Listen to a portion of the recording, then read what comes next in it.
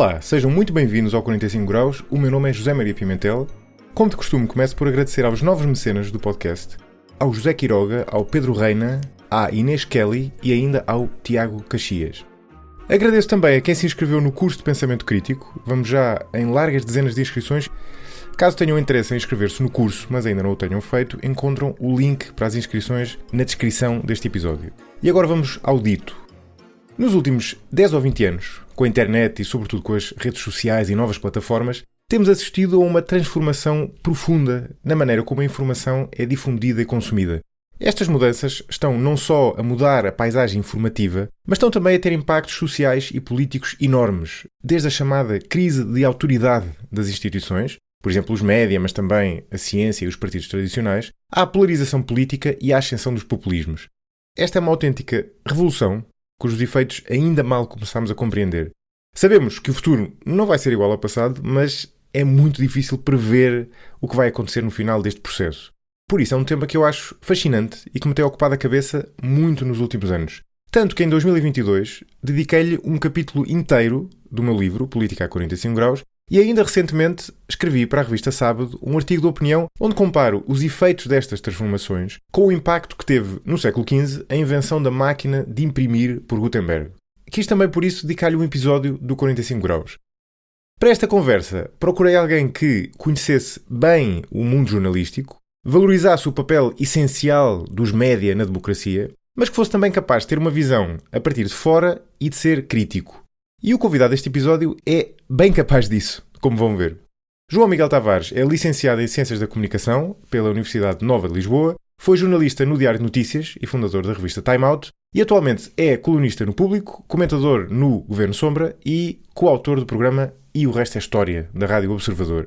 Nesta conversa explorámos o impacto destas mudanças, seja na circulação de informação, na relação das pessoas com os jornais e televisões e ainda também na própria democracia, e discutimos como é que os jornais e televisões podem adaptar-se a esta nova era e ainda tentámos arriscar um exercício de futurologia sobre o que é que podemos esperar no final deste processo.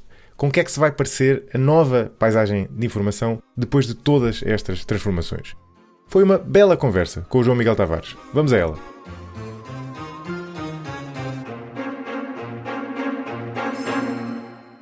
João Miguel, muito bem-vindo ao 45 Graus.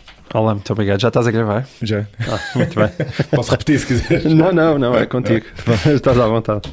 Olha, eu desafiei-te para falarmos sobre um tema que me ocupa a mente já há muito tempo, que tem a ver com a revolução dos novos média, podemos chamar-lhe assim, ou seja, com o impacto que a internet e, sobretudo, acho eu, as redes sociais e as novas plataformas estão a ter no espaço público. Há um tema que eu já falei aqui várias vezes, que é o impacto disto no modelo de negócio dos jornais, isso é mais ou menos evidente, mas aquilo que me interessa mais é mais o impacto social que isto está a ter na relação das pessoas com as instituições tradicionais, desde os média aos partidos, também o impacto obviamente na democracia, a ascensão do populismo, guerras culturais, etc. Não é?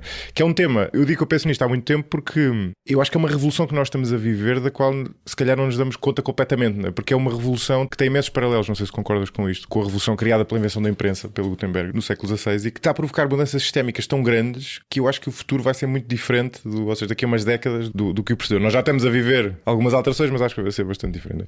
Qual é a tua visão sobre isto tudo? Eu não sei se a questão é apenas tecnológica. Acho que tudo se mistura e o facto de tudo se misturar, ou seja, as mudanças políticas, as mudanças tecnológicas, a mudança dos mídia e a própria relação das pessoas, a maneira como elas estão no mundo. Eu acho que isto é mesmo uma coisa muito profunda, quase até filosófica. Nós muitas vezes atribuímos às redes sociais, nós andamos sempre à procura daquilo que é uma bala mágica, ou seja, tu andas sempre, tem a ver, eu acho, com a maneira como o ser humano olha para o mundo, tens uma grande tendência, evidentemente, para simplificar as coisas, então andas à procura daquela bala mágica que explique tudo aquilo que está a acontecer, porque temos uma grande dificuldade em lidar com a imprevisibilidade. E a atual bala mágica é as redes sociais. Repara, tu e eu somos pais, os teus filhos são mais pequenos, mas os meus já estão na adolescência e até mais velhos, e qualquer problema comportamental, qualquer insucesso escolar, porque é que isto acontece? O telemóvel. os ecrãs, o tempo que eles passam naquilo. É a explicação que te ocorre logo, não é? Porquê? É uma explicação fácil, é algo que aconteceu recentemente, que de certa forma é uma coisa realmente disruptiva, que perturba o teu cotidiano, logo estas coisas estão a acontecer por causa disto. E atrás disso vem sempre um discurso tendencialmente apocalíptico, que é uma tendência muito nossa também. Mas lá está, qualquer pessoa que se interesse por literatura e filosofia e livros, encontras ao longo de toda a história da humanidade uma geração a queixar-se da geração anterior, certo? Desde os gregos, não é? Portanto, a cada geração, a geração anterior está perdida. Sempre. Mas essa não era, desculpa interromper, a minha premissa não era pessimista necessariamente. Não é? Ou seja, eu não acho que és o único otimista no meio deste meio. Eu não diria otimista, ou seja, repara, não és o único, na verdade, porque eu também, esta minha conversa é uma conversa, um antipessimismo profissional, porque eu acho que ele existe. Sim. Ele existe, mas desculpa, interrompi-te, ias dizer qualquer coisa. Não, ia só dar a nota que eu não acho isto necessariamente, acho que no curto prazo está a ser negativo, mas no cômputo geral não acho que o mundo esteja necessariamente a ir para pior por causa disto, porque em todos os períodos há desafios. Então eu falava com um amigo sobre isso, eu estava bastante pessimista. Se nós recuássemos há 30 anos e abrisse os telejornais, não estavam a abrir com flores e música da paz, não é? Quer dizer, havia problemas. Este é o que está a ocorrer agora, não é? Sim. Mas em todos os momentos existe. E por muito que nós leiamos livros de história, nós não conseguimos que os livros de história substituam aquilo que é experienciar um determinado momento histórico, que é aquele que nós estamos a viver. E aquilo que é possível que aconteça é que nós que nascemos, se calhar as pessoas que nasceram nos anos 60, nos anos 70, nos anos 80, experienciaram um mundo com uma calmaria que nós tomamos como regra porque nunca vimos uma outra coisa, Exato, quando na verdade é uma exceção. Historicamente é uma exceção. Sim. E portanto aquilo que hoje em dia nós olhamos para o mundo e achamos, as pessoas estão tão extremadas, as pessoas parecem tão zangadas. E na verdade esse possivelmente foi o estado normal das coisas, tirando nós temos vivido uma altura especialmente traumática, que é uma altura pós-Segunda Guerra Mundial, em que de repente nós, não é, os horrores da Segunda Guerra, os horrores de Auschwitz, aquela espécie de mal absoluto, que nesse aspecto também é algo que há aquela dimensão, por ter uma dimensão industrial, é algo singular na história da humanidade, deu origem a uma espécie de reação pacífica àquele tipo de violência e de repente todos parecemos mais amigos e consensuais, também politicamente. Foi também uma altura da emergência das democracias liberais, em que um grande centrão reuniu um enorme consenso, também porque havia um grande progresso económico e um grande crescimento económico que sustentava essa, digamos assim, felicidade existencial, e de repente as coisas mudaram economicamente e mudaram também de uma forma que eu às vezes me ponho a pensar, que é até que ponto nós, seres humanos, somos capazes de lidar com uma espécie de paz sem confronto constante com alturas de urgência. Até que ponto é que sabemos lidar com isso e não chega uma altura que nós nos aborrecemos disso? Que é uma coisa aí sim um bocadinho mais angustiante. Até que ponto nós, seres humanos, não precisamos de repente ser relembrados por aquilo que nós chamamos a alturas de urgência, de repente por conflitos terríveis, de quais é que são os valores que realmente importa preservar e voltarmos a uma espécie de uma situação um pouco mais consensual. Sim. Nós podemos nos aborrecer da mudorra política. É uma coisa estranhíssima. Sim, e cada geração tem de perceber de onde é que eles vêm. Ou seja, a cada geração tu tens de certa forma de perceber de onde é que vem aquele consenso, não é? Porque é que aquilo é importante. Para lá da teoria tens de o sentir na pele, e para isso tens de passar pelo... E por isso tens que passar por isso. Sim. E eu acho que esse final desse tempo, não é? Daquilo que o Fukuyama chamava quase desse fim da história, não é? Que hoje em dia a gente lê aquilo e ri-se até que ponto esse tempo ficou realmente para trás. Mas o mundo é imprevisível. Nós temos a sensação que muitas vezes estamos à beira de qualquer coisa de trágico, que parece-me que é um bocadinho um ambiente que existe neste momento, mas tu na verdade não sabes se é assim.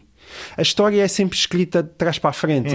Claro. Há coisas... Nós, ainda há pouco tempo, viveste situações repente aquilo que tu viveste na Coreia do Sul, de repente, vindo do nada, há um presidente numa democracia que tu achavas que estava minimamente estabilizada, Sim. que decide ensaiar uma espécie de golpe de Estado. De repente o regime sírio está 12 a 13 anos a resistir e no espaço de 12 dias cai sem que ninguém esperasse. Quer dizer, as pessoas que andam a ler os noticiários internacionais, ninguém viu aquilo chegar. Mas a posteriori... A posteriori é fácil de explicar, claro. Vêm os livros de história, não é? E vêm os historiadores e dizem, não, agora vou-te explicar porque é que aquilo aconteceu na Coreia do Sul. Agora vou-te explicar porque é que aquilo aconteceu na Síria. Sim, aliás, olha o final da Guerra Fria, não é? Exato, o final da Guerra Fria e... Guerra Fria já agora mostra que aqueles tempos cor-de-rosa não eram assim tão cor-de-rosa, porque até ao final dos anos 80 viver sob ameaça nuclear. Só uma ameaça nuclear. Eu, quando cresci nos anos 80, as pessoas cavavam bunkers para um dia se virem proteger da ameaça nuclear. Nós víamos na televisão os filmes quer dizer, a moda dos filmes apocalípticos, como é que iria ficar a humanidade depois disso. Sim, tu tiveste pai 20 anos cor-de-rosa. Pois, e no entanto estávamos a viver antes cor-de-rosa, não é? Olha, aquela frase que ainda há pouco tempo o Presidente da República citou, éramos felizes e não sabíamos. Exato. E se calhar nós neste momento podemos estar a ser felizes sem claro. sabermos. Não, é? absolutamente. E é importante ter isso em conta. Sim. Bem, este é um tema ultra complexo, no qual é difícil nós definirmos o escopo do nosso tópico sem ambiguidade. Não é? Sim, porque estávamos a falar da comunicação social. Mas eu não acho... mas de facto estas coisas tocam-se.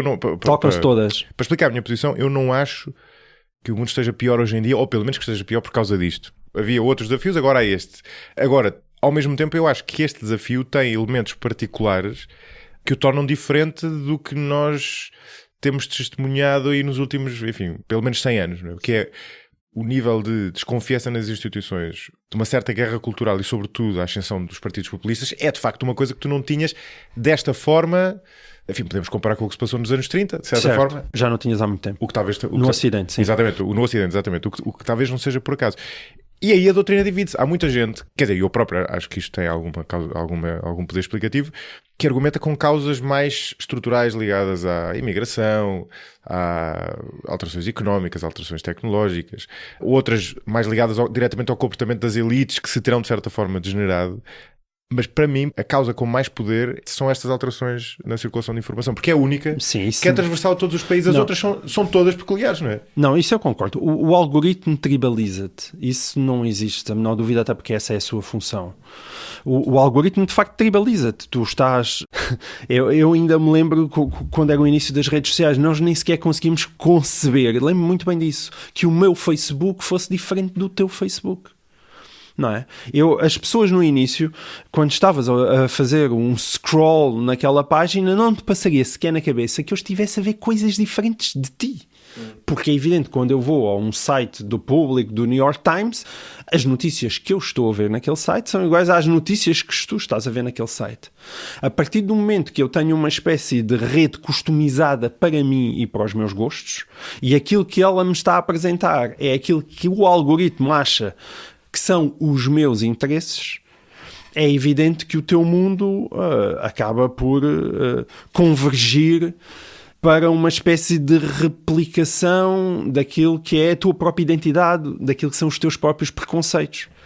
Aliás, tu nos próprios sites dos jornais já tens esse problema, porque o próprio site em relação ao papel elimina muita coisa, não é? Quando tu estás a abrir a página de um jornal, tu, pelo próprio ato de leitura, estás constantemente a contactar com notícias que não irias querer ver à partida. Quer dizer, tu podes começar, abres um jornal e vais ver qual é que é a secção que mais te interessa, claro. Mas quer dizer, mas no ato de folhear um jornal, nós estamos constantemente a contactar com temas que aparentemente não nos interessam, mas de repente nós somos agarrados por um título e de repente estamos a ler um texto sobre um tema totalmente inesperado, que nós nem sequer sabíamos que nos interessava, não é? O Facebook não está isso, não é? As redes não estão isso. As redes veem o que é que tu costumas ler e quem são as pessoas que costumam seguir. Se tu gostas de futebol, está-te sempre a meter os vídeos de futebol. Se tu gostas de ver pessoas a caírem na rua, dá-te os vídeos das pessoas a caírem na rua. Se gostas de gatinhos, dá-te os gatinhos. E, portanto, tu estás sempre a ser confrontado com um ambiente que é aquele em que, à partida, tu te moves e isso fecha os teus horizontes. Isso não há a menor dúvida. E isso tem uma implicação enorme na maneira como tu olhas para o mundo. Enfim, vamos terminar a falar do futuro. Não tenho uma visão apocalíptica, embora acho que há aqui desafios de curto prazo. Não é? Um deles é esta crise da autoridade dos médias. Por exemplo, acho que aliás, de certa forma foi o mote para eu ter convidado. As eleições nos Estados Unidos mostraram muito isso. Não é? Tu, de repente, tu tens uma desconfiança crescente de muita gente dos médias tradicionais, do que eles chamam os legacy media, não é? Que é um termo já de si mais ou menos pejorativo, não é? Já é, sim. Os médias institucionalizados, não é? Quer dizer, podemos passar de televisões, jornais, etc., e começam a tornar-se mais importantes média alternativos, como por exemplo podcast, né? Ficou famosa a ida do Trump a podcast como o Joe Rogan, e a recusa, não foi bem uma recusa, mas a renitência que depois implicou que não tivesse sido da Kamala Harris em ir ao Rogan, foi apontada por algumas pessoas como uma das causas para ela ter perdido a eleição. Ou seja, é uma coisa que tem um peso gigante, e tu estás a comparar. E isto é muito curioso, não sei se tens esta experiência, mas em conversas com pessoas mesmo aqui, tu encontras pessoas de dois polos diferentes. Encontras as pessoas que dizem os médias tradicionais são todos ou são ignorantes, ou estão comprados, ou têm uma agenda política, ou whatever, e portanto eu não confio neles e vou buscar a minha formação a fontes alternativas, podcast, mas mais sobretudo redes sociais, o que tu falavas há bocadinho, através do algoritmo. E depois tens outras pessoas do outro lado que dizem, então mas como é que estas pessoas estão a informar-se no Joe Rogan, whatever? O Joe Rogan não é especialmente um mau exemplo, mas quer dizer, não está ao nível de um jornal mainstream, como é lógico, não é? Se tu ouvires a entrevista dele ao Trump, ele não está a fazer nenhum tipo de contraditório, não é? Como é que as pessoas podem informar neste tipo e não no jornal normal, não é? E é uma situação engraçada, porque eu de certa forma entendo mais o segundo lado, mas também entendo um pouco o primeiro. É porque eu acho que a verdade está alguns no meio, que é sempre uma coisa aborrecida de dizer, mas eu acho que é verdade. A disrupção no tipo de mídia, não é? A velha expressão do McLuhan, que o meio é a mensagem. É verdade que com novos meios vêm novas formas de abordar a realidade. A expressão legacy media é sem dúvida uma expressão pejorativa, mas ele em boa medida traduz algo que me parece que é real. Parece-me que os meios tradicionais, exatamente devido às suas angústias económicas, perderam o comboio em muitas frentes. Espera, desculpa interromper. Perder o comboio devido às angústias económicas? Sim, acho que angústias económicas para perder o comboio? É como a questão do ovo e da galinha, não é fácil de dizer. Acho que há uma disrupção tecnológica que pôs em causa o modelo de negócio, e com essa dificuldade do modelo de negócio há menos dinheiro nas redações, com esse menos dinheiro nas redações há uma preocupação económica que possivelmente desvia as atenções daquilo que é o essencial, que é a produção de conteúdos, não só de qualidade, mas uma capacidade de dar resposta àquilo que está a acontecer à nossa volta. Ok, mas mas então vamos parar aí um bocadinho, porque eu não tenho nada a certeza disso, mas tenho dúvidas neste ceticismo. Não é? O que tu estás a dizer, e eu já ouvi dizer isso muitas vezes, é que os média, no fundo, perante esta nova concorrência, ainda em vez de melhorarem o serviço, pioraram-no, em geral. Ou em vez de melhorarem a qualidade, pioraram-no. Porque, a ser verdade, é um certo paradoxo, não é? Eu não estou a dizer que não é verdade, pode ser, mas... A qualidade, há um lado de qualidade que piora naturalmente por falta de meios. A criatividade... Então, mas achas que estes meios alternativos, quer dizer, achas que as pessoas que tu segues no Twitter, ou o Rogan, ou outros... têm os seguidores que têm por terem muitos meios para fazer jornalismo de investigação. Mas não é isso que está em causa. Mas é a diferença entre um nicho e um jornal generalista. Não estão no mesmo campeonato. Okay? Não, mas o Joe Rogan faz uma coisa. Não é? Um New York Times, ou um Público, ou uma SIC um Expresso, fazem muitas coisas em simultâneo. É verdade. Muitas coisas. Mas neste momento estão a concorrer uns com os outros. Não sei bem se estão a concorrer uns com os outros, quer dizer, estamos todos a concorrer por uma coisa que é a atenção. A atenção, claro. Sim. E portanto, nesse aspecto, sim, estão a concorrer com os outros pela atenção. E o facto de a atenção deles ser naturalmente dispersa por muitas coisas, em particular, por muitas formas, desde logo muitas secções, muitas notícias, quer dizer, o Joe Rogan tem a preocupação de convidar, e convida muita gente, e com o qual tem uma conversa de 2, às vezes 3 horas com essa pessoa, não é? Tu estás a fazer este podcast, não é? Mas este podcast é uma conversa selecionada com uma pessoa particular, não tens que estar preocupada em seguir o que é que hoje se vai passar na Liga dos Campeões e o que é que o ministro vai dizer. Portanto, evidentemente não estamos a falar do mesmo, mas estamos evidentemente a falar de uma competição pela atenção. A diminuição dos meios faz com que, onde existe mais dinheiro, existe mais criatividade. É por isso que eu sou também um adepto do mercado. Traz isso, não é? O dinheiro traz... É por isso que ele serve. Traz liberdade, traz disponibilidade. Eu concordo, mas não há dúvida. Achas que é isso que está aqui em causa? Estes podcasts ou pessoas nas redes sociais, muitas deles não recebem dinheiro nenhum, não é? Não, mas sim, mas estamos a voltar ao mesmo. Eu estou a falar na perspectiva da comunicação social. A comunicação social. Ou seja, a escassez de meios faz com que os jornais tenham menos capacidade para contratar bons jornalistas, para manter bons jornalistas. Muitas vezes as melhores cabeças vão-se embora, tu pagas muito mal aos jornalistas, e quem fica muitas vezes até quase por um sentido de missão ou porque os pais lhes pagam as contas, porque tu estás a falar hoje em dia de jornalismos de salários mínimos, não é? De quando entras na profissão. E portanto, isso faz com que as melhores cabeças não vão para lá. Mas, desculpa, eu estou a ser chato, mas acho que tem mais tua piada profissão. Sobre uma discussão aberta. Mas eu acho que estás a explicar a causa com o efeito. Ou seja, isso é verdade, mas isso é o efeito, não é? Agora a questão é, porque... É o efeito do quê? É o efeito do quê? É o efeito das pessoas, neste momento, procurarem mais fontes alternativas, ou muitas pessoas, um número crescente, face aos médias tradicionais. Mas a disrupção não vem tanto daí. Achas que não? Não, isso é posterior, porque a crise do jornalismo não começa com o mundo do podcast ou da informação alternativa. A crise do jornalismo começa com a fuga da publicidade para a Google e para as redes sociais. Mas isso é a crise do... Ok, pronto. É aí isso que começa a crise do negócio, não é... Sim, que é fundamental para perceber isto tudo. João Miguel, então mas houve uma coisa. Isso é verdade para Portugal, mas nos Estados Unidos... A crise do modelo de negócio dos jornais, em vários jornais, já está basicamente resolvida. O New York Times, que eu saiba, posso estar a dizer... Nos grandes. Nos grandes. Sim. E as pessoas não vão... Há muita gente que não vai ler o New York Times e afins, que tem uma enorme aversão a esses meios e vai a estes meios alternativos. Ou seja, não é por recursos. Claro que tu podes dizer, se os jornais portugueses tivessem mais recursos, conseguiriam, de certa forma...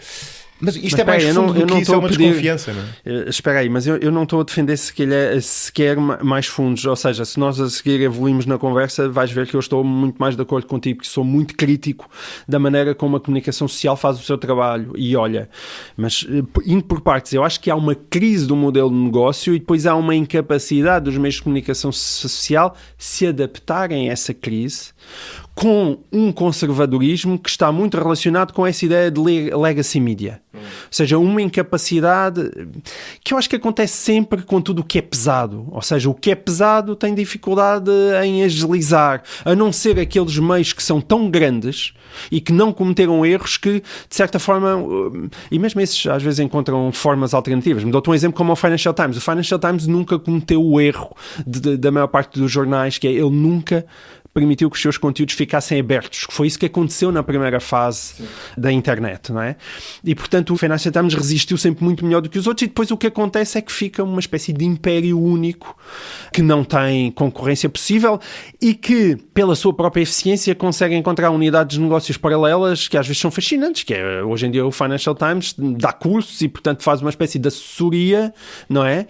É um consultor de outros meios para lhes mostrar, olha, como é que eles podem fazer. E o New York Times ou o Financial Times realmente cresceram de uma forma desmesurada. No caso do New York Times, até de uma maneira paradoxal, que é o Donald Trump é o maior amigo do New York Times. O maior amigo do New York Times é Donald Trump, porque foi...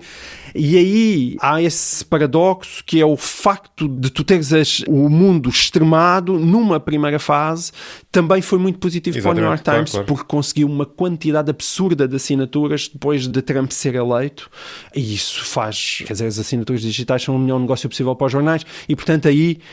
estamos a falar de muito dinheiro que chega, mas essas são as exceções e em Portugal tu não tens nada assim. Não tens em termos financeiros, infelizmente, mas em termos sociais tens um pouco, ou seja, tu tens um número crescente de pessoas a fugir dos jornais, ao mesmo tempo que em reação tens um número crescente de pessoas a fazer votos de lealdade aos jornais, digamos assim. Os jornais têm este paradoxo que é, agora na situação portuguesa, isso vale para tudo, mas na situação em Portugal, que é, eles nunca foram tão lidos. Ou seja, por isso é mesmo um problema de modelo de negócio, não é? Que é, eles nunca foram tão lidos, mas depois também tem a sensação que nunca fizeram tão pouco dinheiro. Isso é verdade em termos absolutos, mas não em percentagem da atenção das pessoas. Ou seja, em termos absolutos, como hoje em dia nós consumimos muito mais informação, consome-se mais jornais do que antes, mas em termos da percentagem da atenção do teu tempo, isto é quase aritmético, porque antes não havia alternativa. E a atenção via algoritmo, o que faz é, ela não se concentra no título como um todo, concentra-se em determinadas notícias muito específicas que atingem os rankings das mais lidas por aquela razão, ou um artigo de opinião, ou uma notícia qualquer, e essa notícia pode ser de tal forma desproporcional, portanto isso acontece nos rankings dos jornais. Pode-te acontecer um mês que tu, por algum acaso, deste uma notícia que viralizou tanto uma notícia, 2 notícias que pode acontecer, distorce totalmente as métricas do jornal no mês, só porque aquilo viralizou sim. de forma absurda. E aí, de facto, as coisas mudam e mudam imenso. Mas repara que mesmo o bolo de publicidade este ano, em 2024, havia estimativas que se aproximavam, aliás, que era 880 milhões de euros, cerca de 900 milhões de euros. Isso representa um aumento de 10% em relação a 2023. O bolo da publicidade nem sequer está a diminuir.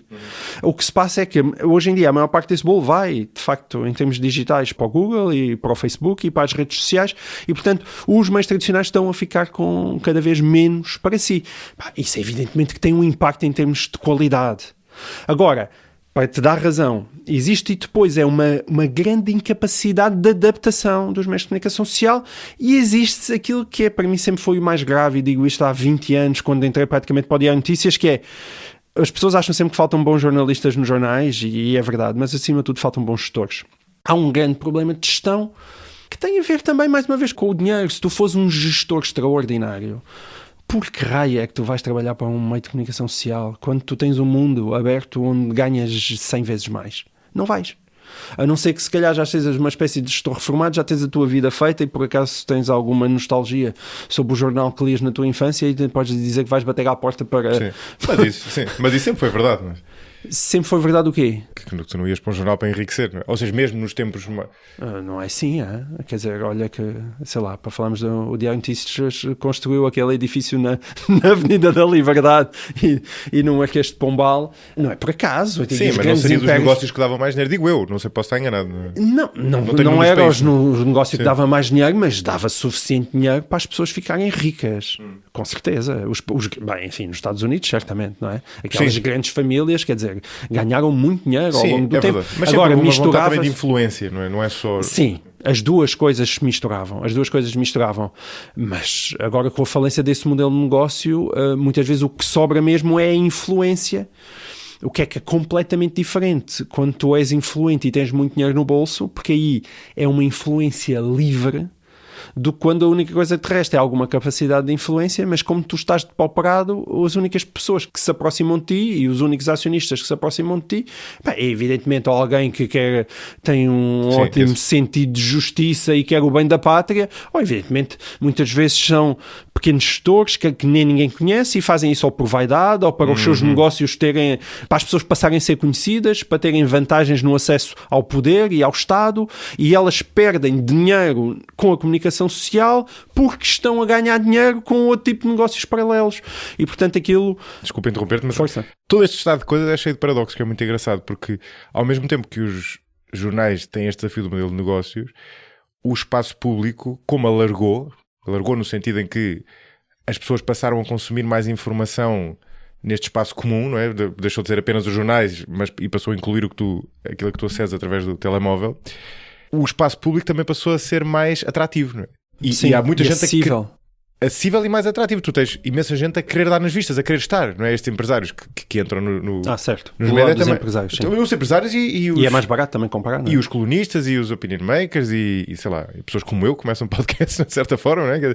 Tu vives numa altura em que dizes, não, o jornalismo e tal, está pelas horas da morte e tal, mas tens cada vez mais gente a querer dar nas vistas, a querer aparecer e a criar páginas das redes sociais ou a querer ir para a televisão comentar. Sim, a televisão ou os jornais, aquilo que elas mantêm é a capacidade de influência, porque não há muita gente a ler-te, mas lê-te e ouve quem interessa.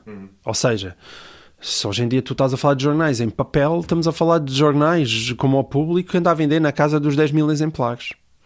Mas eu que tenho o privilégio de escrever na última página do Público e que escrevo 3 vezes por semana, eu garanto que é o melhor lugar que existe na imprensa portuguesa. E isso não tem a ver com, provavelmente, quanto é que o jornal vende em papel, mas a influência que tu tens pelo tipo de pessoas que te leem. Portanto, a influência que tu tens entre as elites. E isso faz com que o Correio da Manhã pode vender muito mais, mas tu, por exemplo, para quem escreve opinião, se fores perguntar às pessoas do Correio da Manhã, elas não te vão admitir isso, mas não tem comparação a influência que tu tens como opinion maker quando estás num jornal na última página do Público, ou se tu estiveres na última página do Correio da Manhã, apesar do Correio da Manhã ser muito mais lido. Sim.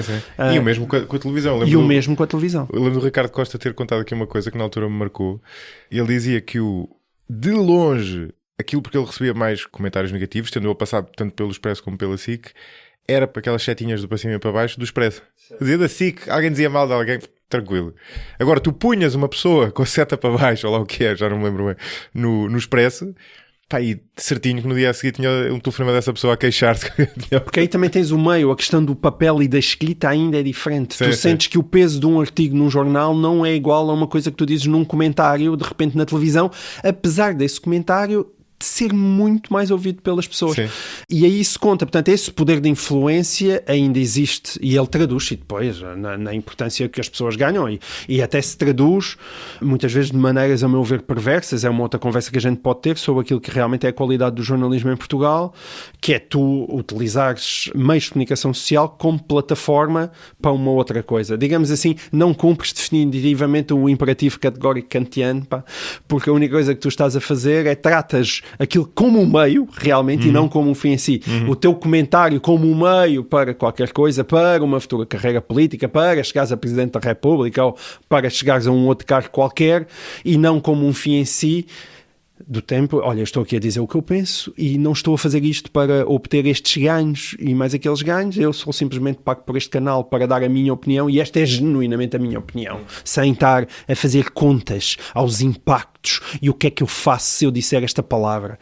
E isso faz toda a diferença e, portanto, acho que há aí também uma conspurcação, a meu ver, do espaço público, que é da responsabilidade dos próprios meios de comunicação social. Portanto, eu não estou nunca, apesar da crise do modelo de negócio, eu não estou a isentar a comunicação social de responsabilidade, porque, como tu vês, eu acho que há muita coisa que falha, em primeiro lugar, melhor gestão, e depois também falha mais criatividade da própria parte da comunicação social e falta melhor jornalismo.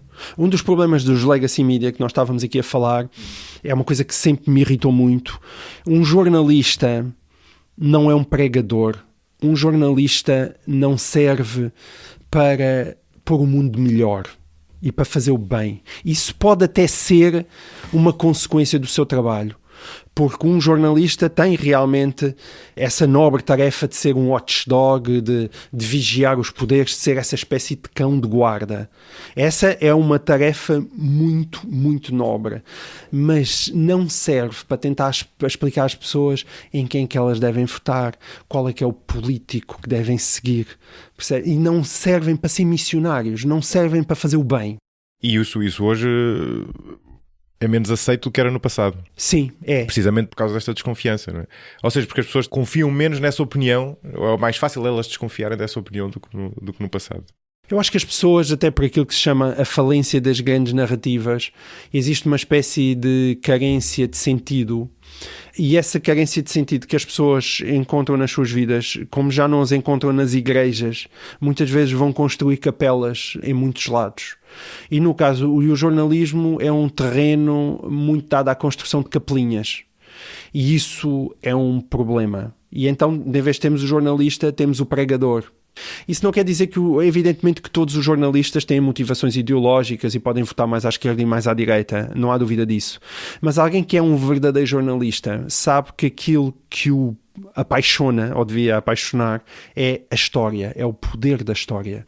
Imagina, sim, eu gosto muito do Pedro Passos Coelho, porque acho que ele desempenhou um papel muito importante num determinado período histórico de Portugal e foi alguém que até fez sacrifícios políticos muitas vezes contra aquilo que é um interesse imediato, que é uma coisa muito rara na política, em função de um bem maior. Se amanhã eu descobrisse que o Pedro Passos Coelho andava a meter dinheiro ao bolso por isto ou por aquilo, pá, não era só ter o dever de contar, é um jornalista fica entusiasmado com aquilo, percebes? Começas a sentir aquele fervilhar de vou revelar isto. E é esse desejo de revelação que deve impulsionar o jornalista, mas para os dois lados. Para os dois lados. Seja o Donald Trump, seja o Joe Biden, percebes? E quando eu vejo jornalistas que têm muito entusiasmo quando se trata de denunciar o Trump, mas e depois o entusiasmo já escasseia quando é para denunciar o Joe Biden, com medo de que este vai-se embora e se calhar estamos a prejudicá-lo e vem lá aquele, e começas a fazer estas contas de cabeça, tu sim. deixas de fazer o teu trabalho. Sim, Nesse sim. aspecto o jornalista deve ter umas boas palas para não se pôr com esse tipo de maquinação, porque esse tipo de maquinação destrói aquilo que é o seu trabalho. Destrói aquilo que é o seu trabalho e é isso que se está a ver. Esse é o impacto desta polarização e desta tribalização, sim. As pessoas são bem intencionadas. Repara, muitas vezes, isto não é mal intencionado. Uma pessoa que denuncia o Trump e lhe custa denunciar o Biden da mesma maneira, não é que o esteja a fazer por mal, ela está a fazê-lo com uma boa intenção. Mas de boas intenções está um inferno cheio e ela, na verdade, está a trair aquilo que deve ser a sua profissão, que é mostrar, contar, mostrar, contar e no caso, e ficar fascinado com isso, com a história. Sim. E não com mais o do outro lado, impacto não é? daquilo Nos que Estados Unidos isso é muito evidente. Sim, exato, e por isso é que o termo legacy media é simultaneamente, enfim, claramente hoje em dia usado como uma pedra que tu atiras à cabeça do New York Times e da CNN. Note-se que eu acho que os meios de comunicação social a pouco e pouco estão a mudar, mas é muitas vezes uma crítica justa. E pior, ainda é pior, sabes qual é que é o pior daquilo? É que as pessoas muitas vezes são cegas à sua parcialidade. Claro. Eu, por acaso, talvez esteja a aparecer nesta conversa que eu inicialmente estava a ser mais crítico do que tudo dos média tradicionais, mas acho que de certa forma até é ao contrário, ou seja, eu não acho... Já demos a volta. Não, é normal. Não, a questão... Eu sou muito crítico, eu sou mesmo muito crítico. O problema é que isto é uma questão complexa. Eu não acho que os média, no geral, tenham feito nada de errado. Acho que foram... O que não quer dizer que não devam agora atuar de maneira fizeram a resolver o problema. Mas deixa-me explicar. Eu acho que foram assolados por uma avalanche imprevisível e que foi tão grande que era difícil, até certo ponto, as coisas serem feitas de outra forma. Sendo que, ao mesmo tempo, eu acho que agora tem a obrigação de fazer as coisas de maneira diferente. Não é? Porque foi uma revolução tal que era difícil ter feito de outra forma e não é que o jornalismo... Voltando ao ponto há bocado, eu não acho que o jornalismo tenha... numa primeira fase piorado. Perdeu meios, é verdade. Mas a questão da perda de meios, eu acho que é uma coisa relevante para meia dúzia de pessoas como eu e tu, quer dizer, não são meia dúzia, são mais, estariam atentas ao jornalismo de investigação ou que lamentam que já não haja tantas páginas dedicadas à cultura e que não haja uma pessoa do Público ou do Expresso que vá a Paris ver a última exposição de não sei o quê, fazer uma reportagem sobre aquilo. De facto, já não há meio para isso. Mas não é aí que está a haver a grande concorrência. Na minha opinião, a grande concorrência é noutro tipo de fluxo informativo e tem a ver com a desconfiança que existe em relação a estes meios mais institucionalizados.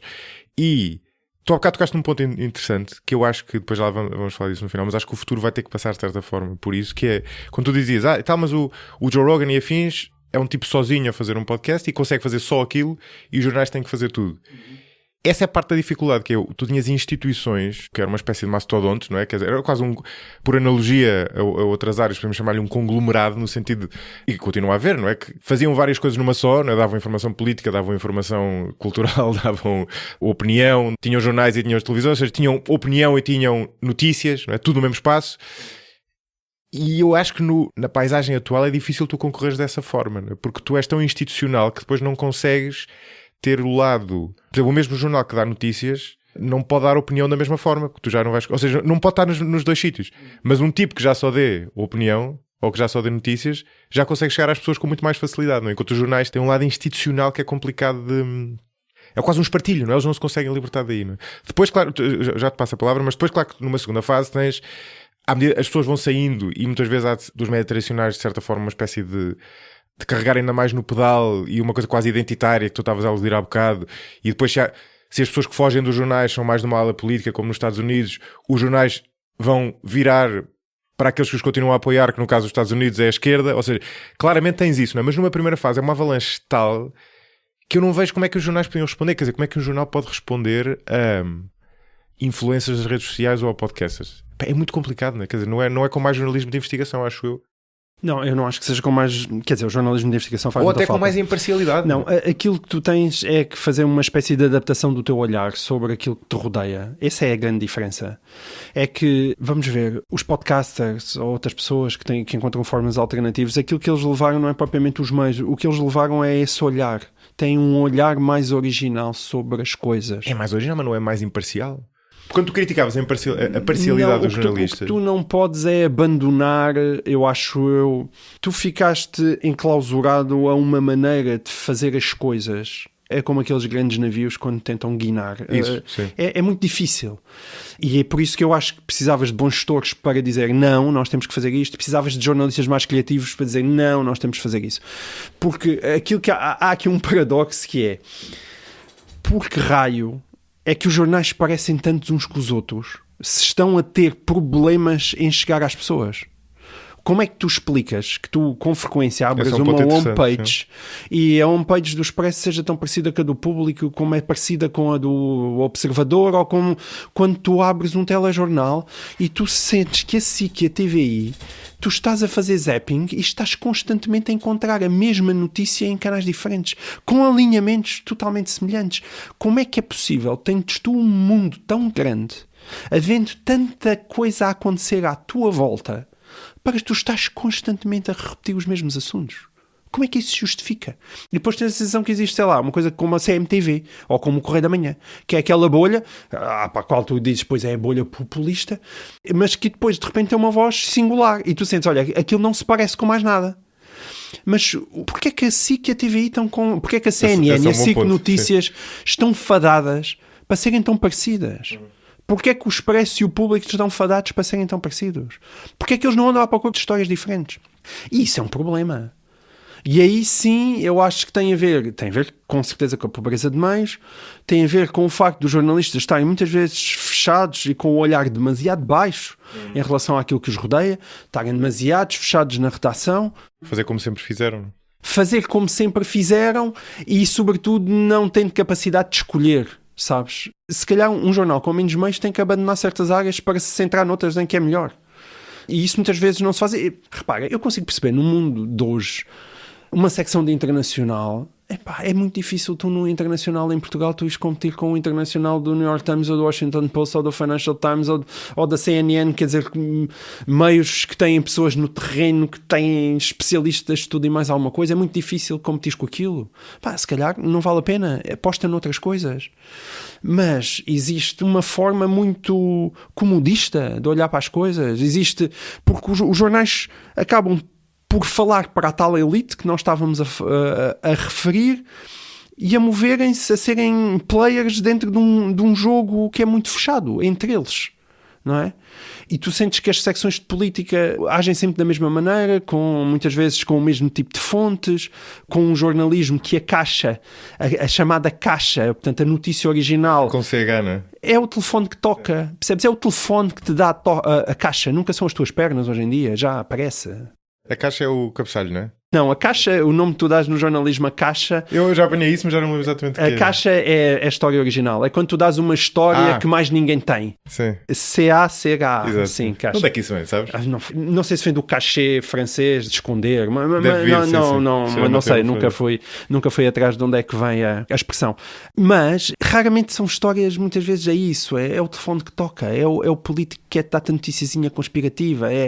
E então há um lado cansativo de... É o software antigo, de certa forma, não é? Sim, é um software antigo que muitas vezes tem menos potência porque tem menos dinheiro, por causa da conversa que a gente já teve, e muitas vezes aquilo que aparece, aquilo fica pobre. E há tanta coisa para descobrir à nossa volta. Sabes a ver aquela coisa, hoje há greve, e pronto, lá vai, vamos ter o direto à porta da escola, e depois aparece o senhor do sindicato a dizer qual é que é a percentagem de grevistas naquele dia. Foi 90%. Não, afinal o governo diz que são 80%. Tu acabas de ler aquilo, levaste com o direto do costume, com as vozes do costume, a dizerem a mesma coisa de sempre. Muitas vezes nem sequer sabes porque é que as greves estão a ser feitas. Não sabes qual é que é a verdadeira razão. Não sabes quais é que são as verdadeiras motivações. Só ouves sindicalistas, que são pessoas evidentemente politicamente motivadas. Não fazes um esforço para ir ouvir pessoas que não são sindicalistas. E tudo aquilo é muito aborrecido. É a mesma coisa que estás todos os dias a comer o mesmo prato. Sim. E não tem de ser assim. Não tem de ser assim. E essa passividade é irritante. Nesse aspecto há muita culpa dos meios de comunicação social no estado a que as coisas chegam, não é? Acho que aí de facto não faz nenhum sentido isso. Podiam estar a reagir mais. Podiam estar a reagir mais, deviam estar a reagir mais, têm de reagir mais. E ao mesmo tempo tens cada vez mais canais, por exemplo, tu estavas a dar o exemplo dos canais, de fazer zapping nos canais de notícias, e já me aconteceu exatamente o que tu estás a descrever, não é? Passar, eles estão todos a dar o mesmo. Aliás, acontece-me até mais do que isso. Hoje em dia vejo muito pouca televisão, mas ao contrário da maior parte das pessoas que diz isto, eu não digo isto para me gabar. Ou seja, há momentos em que à noite penso, devia ligar a televisão, deixa eu ver o que é que está a dar. E desligo passado 2 ou 3 minutos, porque acontece isso, passas 1, 2, 3, 4, que não é 1, é 5, 6, 7, 8, 9.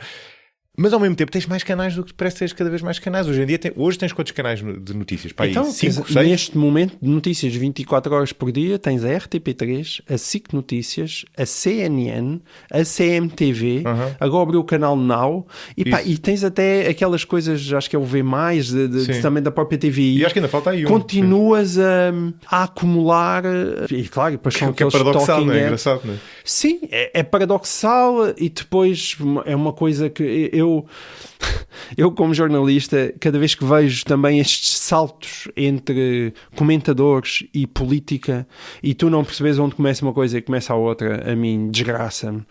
As pessoas podem achar que é ingenuidade, mas há uma quantidade de coisas que não faz sentido. Eu escrevi muito contra isso quando o Sebastião Bugalho foi para a cabeça de lista do Parlamento Europeu. Mas quer dizer, o Sebastião Bugalho foi, o João Maria Joné, que também é um comentador de notícias, estavam outro dia a dizer que parece que tinha ambições de ser presidente da Câmara de Cascais. O Miguel Prata Roque também ganhou visibilidade na SIC Notícias, parece que quer ser agora líder da distrital do PS. Hoje em dia ouvimos o Marcos Mendes e a sensação que eles temos é que ele aproveita o espaço também para esta espécie de pré-aquecimento para a Presidência da República. O Marcelo deu esse salto, não é? O António José Seguro quis ir para, que agora tem ambições para a Presidência da República, já arranjou também o seu espaço de comentário. O Pedro Nuno Santos quase não ficou lá tempo nenhum, mas tinha a missão para secretário-geral, arranjou o seu espaço de comentário na SIC. E esta ideia de que a televisão assim há anos. É péssimo. Mas repara, eu acho que é péssimo do lado da comunicação social. Claro. Percebes? Aquilo tem um interesse, mas lá está, tu estás a falar para uma elite, parece que a tua primeira preocupação, parece que a tua primeira... Não. Mas há aí um paradoxo engraçado. Mas repara, isto não é raramente em canal aberto, por isso é que eles esfalfam tanto com as diferenças entre canal aberto e canal... É verdade. A maior parte destes comentários são em canais de notícias, não é? De notícias, sim, mas já não são... Quer dizer, hoje em dia já quase toda a gente tem... Mas estás a chegar a 50 mil pessoas, no máximo a 100 mil pessoas, é de facto pouca gente. Talvez seja essa a explicação, mas outro paradoxo que eu reparo, não sei se tu partilhas disto, é...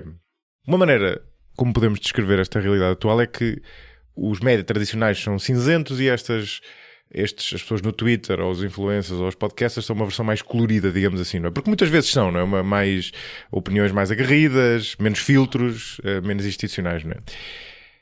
Usando esta analogia, quando eu olho para a televisão, quando eu ligo esses canais de notícias, eu vejo-os a carregar ainda mais no cinzento, ou seja, eu vejo os mais cinzentos, mais institucionais, com um discurso mais formalista, ainda do que no passado, que é um certo paradoxo. E tem um pouco a ver, acho que, com o que estavas a descrever agora. Ou seja, as pessoas que vão para lá, sabes aquele ar de self-importance, não é? Aquele ar de muito sério, circunspecto, que é bizarro, não é? Eu não consigo, isto pode ser só apenas uma impressão. Não, e a dificuldade em ser original, essa busca da originalidade é constante, com muitos comentadores, um discurso imensamente redondo, e a sensação de que tu já sabes o que é que aquela pessoa vai dizer ainda antes de abrir a boca. Que bizarro, não é? Ou seja, é estranho. Sim, acho que e é uma espécie, lá está, é aí que tu ganhas o carimbo de legacy media, porque como estás sempre a ouvir as mesmas palavras, parece que são uma espécie dos guardiões do status quo. Percebes? Nunca estão à frente, nunca estão a tentar chamar a atenção para coisas que estão realmente ou funcionam mal, ou que as pessoas não estão a ver. Eu às vezes estou a ouvir certos comentadores e eu ainda estou à espera do dia que tu ouves e dizes: olha, isto está bem visto, nunca tinha pensado nisto. É raríssimo tu teres isso. Quer dizer, há pessoas, como em tudo, boas, evidentemente, mas a maneira como tanta gente que é fraca se mantém, porque têm uma espécie de habilidade verbal, têm uma grande capacidade de produzir conversa durante vários minutos de uma maneira muito fluida. Quando tu espremes aquilo, não encontras uma pepitazinha sequer, percebes? É só calhau, aquilo não... Esperemos aquilo não tem nada, não saíste lá igual ao que entraste, mas parece que alguma coisa aconteceu, parece que alguma coisa foi dita, mas a única coisa que ouves é palavras velhas e palavras gastas. Alguém que não arrisca, que parece que pensa sempre o mesmo, que já falou com aquele e com o outro. E depois as próprias questões dos conflitos de interesses, que é uma coisa que é as minhas críticas constantes da questão da elite lisboeta, do facto das pessoas conhecerem todas umas às outras e, portanto, tu estás a comentar acerca de pessoas que conheces, provavelmente com quem almoças.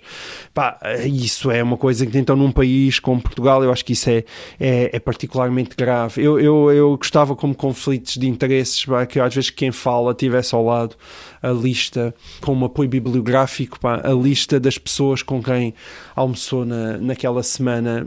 Não é para eu querer saber coisas sobre a vida privada dela, mas é mesmo para avaliar a independência das suas opiniões públicas, percebes? Isso falta muito. Essa independência falta muito. E o carimbo do legacy media, a desconfiança das pessoas, vem sim da tribalização, da questão das redes sociais, mas também vem de um desencanto por aquilo que tu sentes quase como uma espécie de falta de liberdade. Eles estão a falar uns para os outros, eles não estão a falar dos problemas que me interessam, ou então são problemas tabu, não se podem falar, vêm os outros, levam-os com o carimbo, porque então isto é populista, ou isto são os temas do Chega, e existe uma espécie de condicionamento também daquilo que é verdadeiramente uma liberdade de pensamento, e as pessoas levam isso a mal, e acho que, a meu ver, com razão. Contribua para a continuidade e crescimento deste projeto no site 45grauspodcast.com. Selecione a opção Apoiar para ver como contribuir, diretamente ou através do Patreon, bem como os benefícios associados a cada modalidade.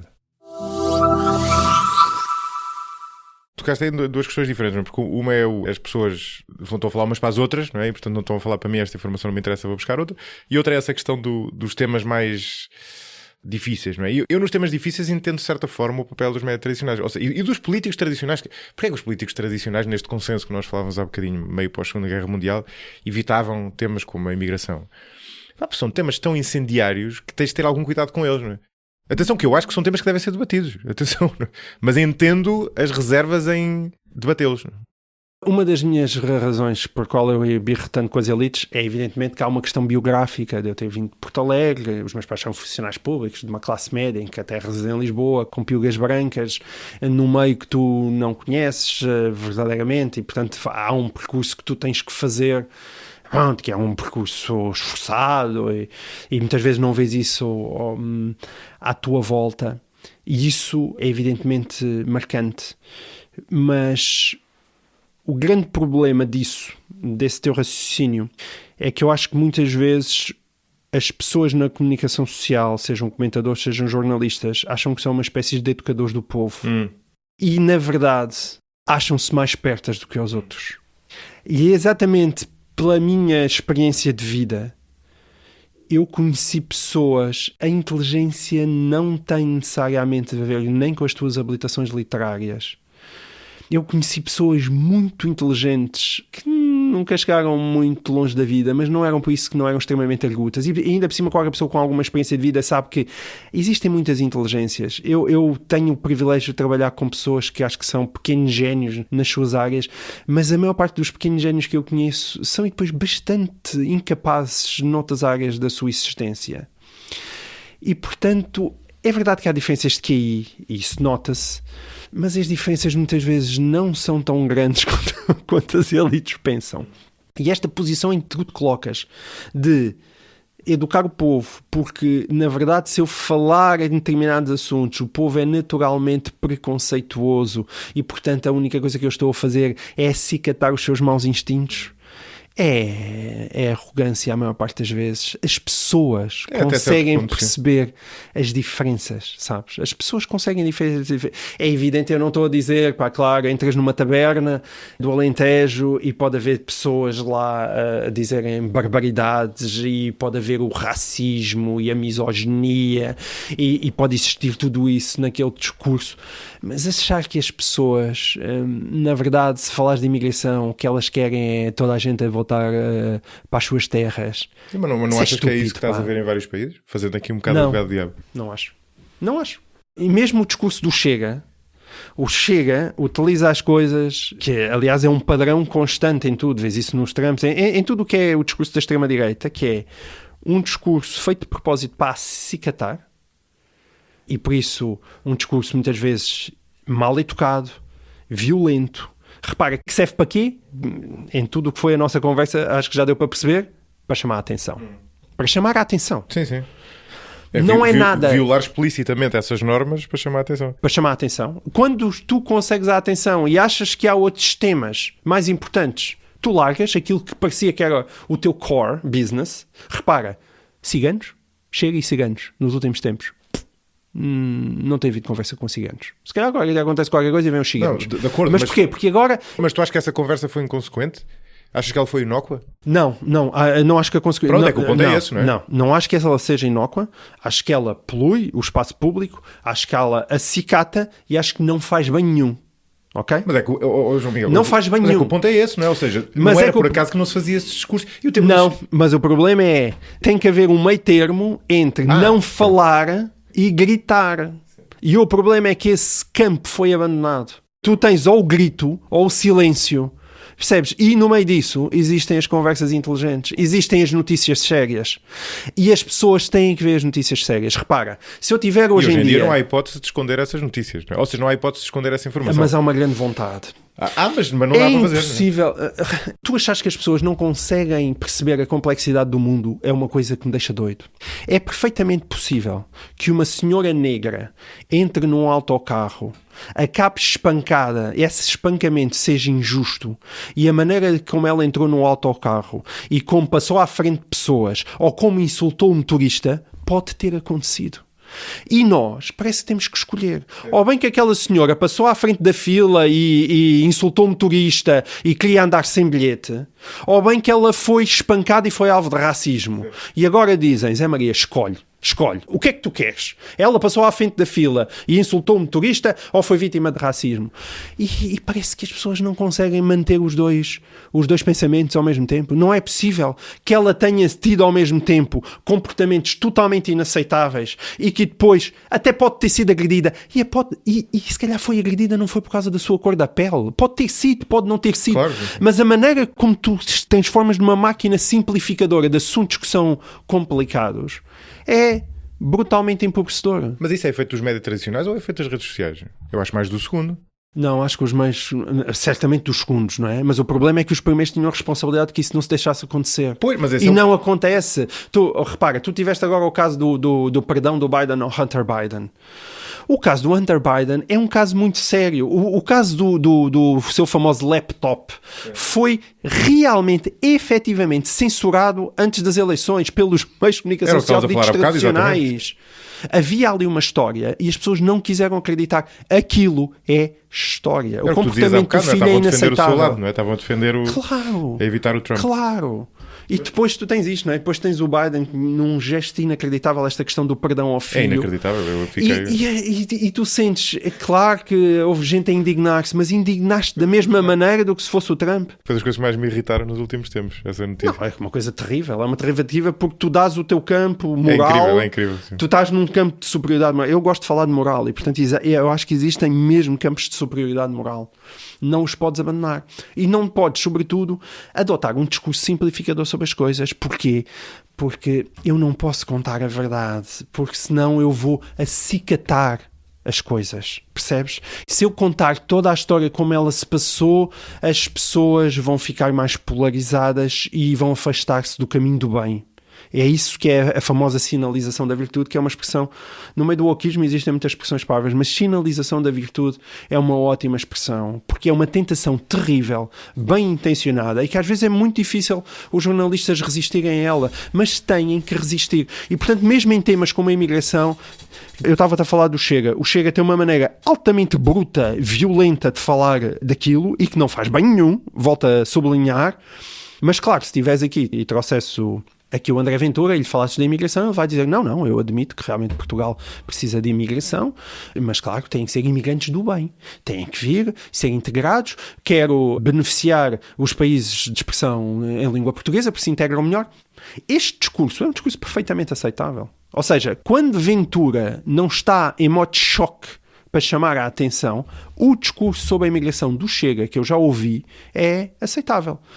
Defendeu coisas absolutamente inaceitáveis, mais do que linhas vermelhas durante a Covid, nomeadamente a história de durante a pandemia, chegou a falar em confinamento de comunidades ciganas, uma coisa completamente delirante e inacreditável.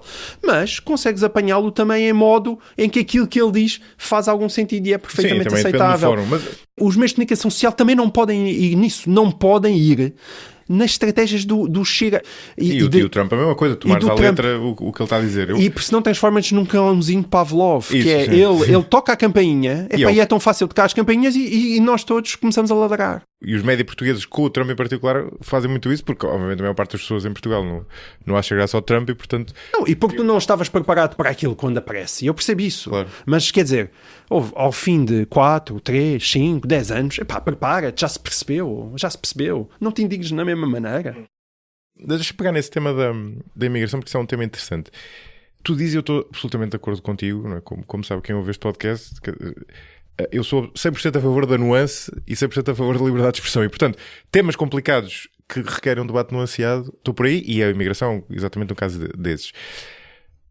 Mas compreendo que nunca foi fácil ter esse debate nuanceado e que hoje em dia, de certa forma, ainda é mais difícil. O exemplo que tu davas da senhora no autocarro, algo que já era difícil ter antes, que era um debate nuanceado que conseguisse, no fundo, ter duas verdades na mente ao mesmo tempo, ainda é mais difícil agora. Ou seja, hoje em dia, no tempo que estamos a viver atualmente, ainda é mais difícil. Vai haver uns que vão achar ela foi vítima de racismo de certeza e outros que vão achar não, ela agiu mal, não tem nada a ver com a cor da pele. E o jornalista está-se nas tintas. Não é estar nas tintas, não. Eu estou-te a defender. E o jornalista está-se nas tintas. Não, o que eu quero dizer é, eu entendo que haja reservas em tratar esses temas porque são temas bastante complicados, de facto. O jornalista não tem que fazer essas contas de cabeça. Para de fazer contas de cabeça. Não é para fazer contas de cabeça. Conta-me o raio da história. Não faças contas de cabeça. Não fiques a pensar qual é o impacto e qual é que é o jogo da história que tu me estás a contar. Um exemplo antigo. Lembras-te da CISA do António Vitorino? Do imposto CISA. O António Vitorino foi corrido na altura, ele demitiu-se, e ele estava a ser um bom ministro, e aquilo do qual ele era acusado era uma coisa bastante insignificante e que toda a gente fazia naquela altura. Toda a gente fazia aquelas gigajogas para fugir à CISA e declarava um preço menor das histórias de venda. E portanto tu às vezes punhas-te a olhar e dizias: Xissa, este gajo é um ótimo ministro, vale a pena estar a dar esta notícia, vamos ficar com um pior ministro. Mas tu, como jornalista, dás o raio da notícia, não fazes essas contas. Não é ti que te compete fazer essas contas. Lamento, tiveste uma notícia sobre o Biden e isso vai fazer com que o gajo perca as eleições com o Donald Trump. Não faças essas contas. Dá o raio da notícia. Dá o raio da notícia. É o teu trabalho. Quando começas a fazer essas contas... Mas sempre fizeste. Não, tu tens a tentação de fazer essas contas e naturalmente fazes essas contas. Tu não és uma pessoa estúpida. Mas não deves fazer essa conta porque se a notícia é notícia, ela vale por si. Vai atrás da notícia. Eu acho que hoje não podes fazer essas contas já. Porque alguém dará a notícia por ti. Não, quando eu digo fazer as contas é... Conta-me aquilo como aconteceu. Dá-me a notícia. Tem valor de notícia? Tem. Não quer saber o impacto. Mas repara, estamos na Segunda Guerra Mundial e descobriste que o Churchill está a combater o Hitler. Mas aí descobriste qualquer coisa. Sim. Bem, ok. Mas não é preciso ir aí há limitações evidentes àquilo que é a liberdade de expressão e aquilo que tu podes publicar num jornal. Não vais ter segredos de Estado e a saber onde é que vai cair a bomba de Hiroshima e vais publicar antes. É evidente que não podes fazer isso. Mas tu não podes tratar... lá está. Eu não ia fazer o espantalho do teu argumento. Eu entendo, sim, entendo. Mas não és tu. É que vivemos em permanente estado ad Hitlerum, de argumentos como se nós tivéssemos... o fascismo está sempre a voltar, o Hitler está sempre a regressar. É aquela tendência apocalíptica que nos dá imensa importância. Não há um Hitler em cada geração. O Donald Trump não é o Hitler. O Ventura também não é o Hitler, ok? E, portanto, não convém estarmos sempre em modos ad Hitlerum, porque o modo ad Hitlerum põe-nos a fazer isso. Nós temos um papel na salvação do mundo. Não, se queres salvar o mundo, vai fazer para a África de missionário, faz o bem por aí e vai rezar para dentro de uma igreja e vai para uma igreja salvar o mundo na tua vida. Não é esse o objetivo do jornalismo. É escrutinar os poderes. Evidentemente que tem um grande papel naquilo que são as instituições que permitem a nossa vida como ela é hoje em dia. E um mundo... Enfim, o melhor regime, como se diz, da democracia, o pior que já se inventou, com exceção de todos os outros. Portanto, o papel do jornalismo é evidentemente um papel nobre, mas é para contar a história. Não vás mais além, porque o teu papel já é suficientemente importante. Conta-me a história toda. E não faças contas de cabeça sobre o que é que as pessoas vão pensar. Se eu agora disser que por acaso aquela senhora é negra e realmente foi ela a responsável por ter começado aquele conflito, as pessoas vai aumentar o nível de racismo da população portuguesa. Não faças essas contas. Acho mesmo que essas contas não podem ser feitas. Este é um caso engraçado que eu acho que nós partilhamos a conclusão, mas por motivos diferentes. Eu também acho que os jornais não devem fazer isso neste momento. Mas acho que é mais porque não podem do que porque não devam. Ou seja... E sempre fizeram, eu concordo contigo. Fazem, não é? No paradigma anterior, os médias eram os chamados gatekeepers, não é? Eram os intermediários de informação, onde tinham um dever e uma responsabilidade de, precisamente, intermediar a informação que chegava, e nessa intermediação faziam muitas escolhas. Depois, se eles faziam bem ou mal, é outra questão. Mas faziam esses tais cálculos de cabeça, não é? Não, mas é diferente. As escolhas que tu estás a falar, bom, tu escolhes sempre porque escolhes o ângulo, escolhes o que é que publicas, na altura escolhias o que é que ficava de fora, não é? Exato, agora tens um scroll infinito, podes sempre, mas mesmo num site tu escolhes o que é que vai para cima e o que é que se perde para sempre naquelas páginas que ninguém lê. Sim. Portanto, há evidentemente sempre uma escolha. Isso, mas a escolha é o valor notícia, percebes? E essa questão da cor da pele, ou seja... Tu falavas dos ciganos, e isso foi um tema que passou aqui superficialmente porque nenhum de nós é cigano, não é? Mas, imagina que nós éramos ciganos e tinham saído aqueles comentários. Aquilo está a acicatar uma aversão aos ciganos que existem 99,9% da população portuguesa. E esse é o problema. Porquê? Claro. Eu não sou cigano, mas sou de Porto Alegre. Portanto, eu vivi com ciganos. Eu pertenço. Sim, mas eu também. Ou seja, tudo que toca a grupos, tu tens um desafio muito grande enquanto comunidade, que é, vai haver sempre estereótipos, e esses estereótipos muitas vezes são justificados no sentido de terem por base uma experiência. Sim. Só que quanto mais tu alimentas esses estereótipos, mais eles vão ser usados para julgar um indivíduo particular, não é? Conta-me a história toda. Mas não é fácil. Não, fácil não é. Fácil não é. Mas conta-me a história toda. Ou seja, repara, eu sou de Porto Alegre. E, portanto, no Alentejo, naquela zona até do norte da parte do Alto Alentejo, existem comunidades ciganas, ainda bastantes, e algumas nómadas. E eu também andava na escola, e eu, portanto, também pertenci àquele grupo de jovens que andava a fugir dos ciganos. Exato, sim, sim. Não é? Porquê? Porque existe uma cultura de agressividade, nomeadamente, não só, existe certamente quando tens ali na altura da adolescência, um miúdo, de modo geral, eram miúdos muito mais agressivos do que nós, não é? E, portanto, sim, com uma cultura de agressividade que vem de uma outra coisa que as pessoas parecem não querer esquecer, que é, na verdade, se não existir essa cultura, não existe uma cultura de fechamento do povo cigano, de onde vai ser assimilado, de onde vai desaparecer. E esse é o ponto. O preconceito é derivado de uma cultura de fechamento da própria comunidade, que é o que faz com que a comunidade ainda exista. Mas conta-me a história toda. É curioso, quando tu dizes, não, os ciganos não são assim, são assim, tá? E não, estamos a dizer que não são agressivos. E quando as pessoas, muitas vezes que contactam, como muitos ciganos, veem essa agressividade. Isso acontece, por exemplo, também nos hospitais.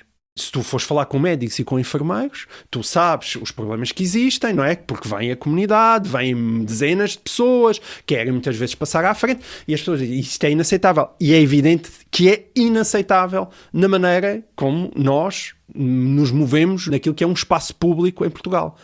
E tu dizes, não, mas eles não são assim, como se não fizessem isso. Fazem isso, mas a questão é, se não fizessem, realmente, aquilo que é a sua cultura desaparecia.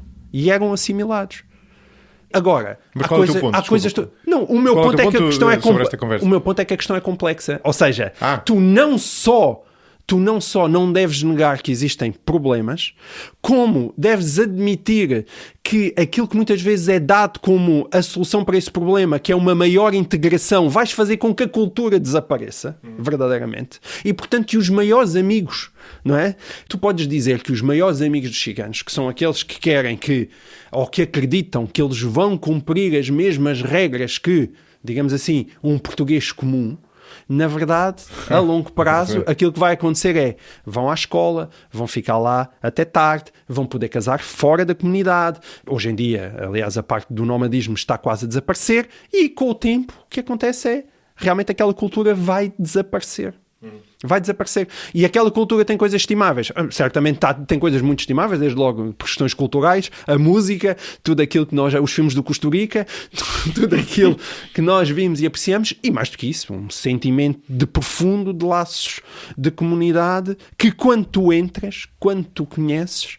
A minha mulher é médica, por exemplo, e agora já não é, mas era médica no IPO, e portanto naqueles momentos de contacto muito profundo com as pessoas em finais de vida, pessoas que muitas vezes estão a morrer, e ela falava-me com uma admiração brutal. Uma das pessoas mais admiráveis que ela conheceu era um chefe cigano.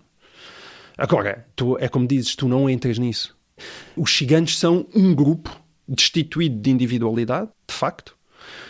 E o que é que tu podes fazer como jornalista? Olha, tenta entrar, tenta contar histórias, tenta mostrar verdadeiramente quem são aquelas pessoas, tenta perceber qual é a cultura delas, tenta perceber porque é que eles fazem isso, não é?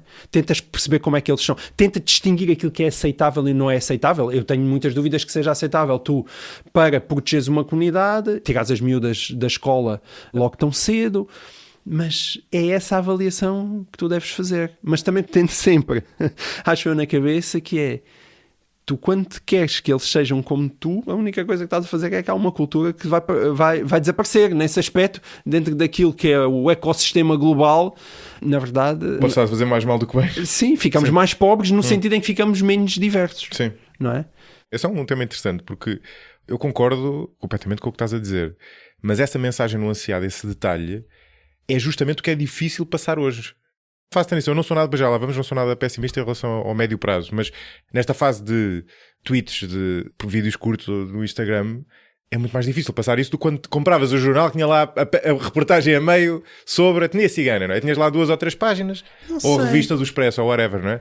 Sei lá, agora é mais difícil. Mas hoje em dia tens coisas, sei lá, como a fumaça, não é? E estou-te a dar um exemplo de um meio de comunicação social assumidamente de esquerda, mas que faz investigações com uma profundidade e, apesar de um bias ideológico, aquilo é jornalismo. Eu não tenho nada até contra o bias ideológico, desde que tu não escondas. O meu problema não é eu imagino... Mas não era disso que eu estava a falar, não era, desculpa interromper-te, mas não era do viés ideológico. E o Fumaça até é um bom exemplo porque é marcadamente ideológico, é bom jornalismo de investigação, aquilo é ultra preparado e tem uma audiência, eu acho até razoável, mérito deles, mas não estamos a comparar, não é uma audiência de massas, não é? Mas influencia o meio. Fica aqui a sugestão para o Fumaça. Contem uma história dos ciganos em Portugal.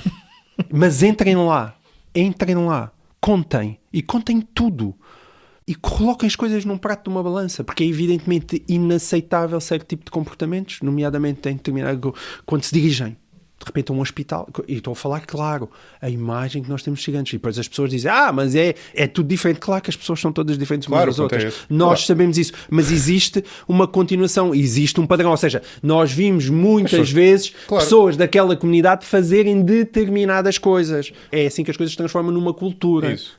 Os ciganos é dos temas mais interessantes neste aspecto, porque é um tema, quando o Ventura vem dizer isso, e ele é esperto, ele está a dizer algo indizível, embora corresponda enquanto estereótipo, à experiência de 99,9% da população. Claro. E é muito interessante, claro. Mas ninguém pode dizer isso, e de novo, eu entendo porque é que não se diz, porque tu não queres estar a cicatar esse ódio. Mas eu tive uma experiência muito gira. E é um pudor bem intencionado. É isso, sim. Claro. Mas eu tive uma experiência muito gira, eu acho que foi por volta dessa altura, em que eu tive uma festa de uma das minhas filhas, que era num parque destes parques públicos, e eu chego lá e faz essa coisa típica, já vais meio tarde e tal, à procura de espaço para estacionar. Estavam todos os lugares ocupados, os legítimos e os ilegítimos, à portuguesa, não é? Uns carros por aqui, outros por ali. E de repente vejo uma clareira que tinha uma autocaravana e imenso espaço à volta. E pensei, eu vou estacionar ali, impecável. Mas que estranho estes lugares estarem vazios. Adivinha de quem era a autocaravana? Curioso, não é? Sim. O parque tinha uma centena de carros à vontade, não é? Ou seja, todas aquelas pessoas individualmente tinham feito a escolha, em muitos casos, indo estacionar o carro muitíssimo mais longe. Por alguma razão, não é? Claro, não é? Ou seja, havia algum racional nessa opção. Sim, ou seja, há uma espécie de medo geral, não? Ou de aversão geral. Sim, porque existe, de facto, níveis de agressividade para com o exterior daquele tipo de comunidade que tu não vês, evidentemente, em, sei lá, gente do Nepal ou da China, não é? Claro, só que, mas é um tema perigoso, não é? Porque se tu, enquanto opinion maker, validas essa opinião, vais fazer com que as pessoas tratem o primeiro cigano que lhe aparece à frente com esse tipo de aversão e ele, se calhar, não a merece. Sim, com certeza, existe esse perigo. É que essa é que é a grande dificuldade, não é? Claro, existe esse perigo, mas qual é o papel do jornalista? O papel do jornalista não é silenciar, não é fingir que as coisas não acontecem, é complexificar. Nesse aspecto, o jornalista simplifica na altura de escrever, mas ele tem que estar interessado na complexidade do mundo. Sim. Estás a ver? Estás a dizer, e a maneira como tu carimbas as pessoas, e parece que às vezes andas sempre a meter trincheiras, percebes? O Trump é mais interessante como ser complexo do que como caricatura. O André Ventura é mais interessante como ser complexo do que como caricatura. O José Sócrates é mais interessante como ser complexo do que como caricatura.